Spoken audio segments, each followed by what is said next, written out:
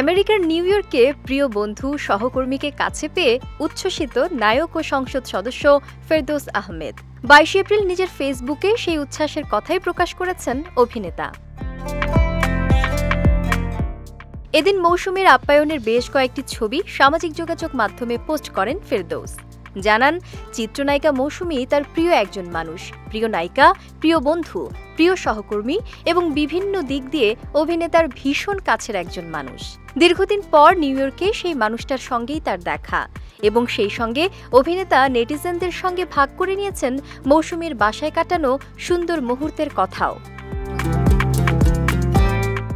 ফেরদৌস লিখেন, মৌসুমী নিজ হাতে রান্না করেছে, ফাইজা এবং আন্টি পরিবেশন করেছে, তারপর গল্প আড্ডা। আন্টি সেই শুরুর দিকের কত কথা যে বলল, আমার এই নতুন জীবন নিয়ে মৌসুমীর কত কথা, কত প্রশ্ন, কত যে আগ্রহ। ফেরদৌস ও মৌসুমী জুটি হয়ে বেশ কিছু সিনেমা করেছেন, সেগুলো হয়েছে ব্যবসা সফল ও জনপ্রিয়। অনেকদিন হলোই মা ও মেয়েকে নিয়ে আমেরিকায় থাকছেন মৌসুমী।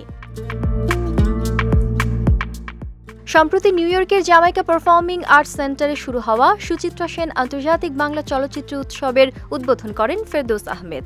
একমাত্র ওয়ালটন এসি দিচ্ছে 1 বছরের রিপ্লেসমেন্ট গ্যারান্টি এবং কম্প্রেসারের 10 বছরের গ্যারান্টি। আর এই আয়োজনে গিয়েই নায়িকা মৌসুমীর সঙ্গে দেখা হয় ফেরদৌসের।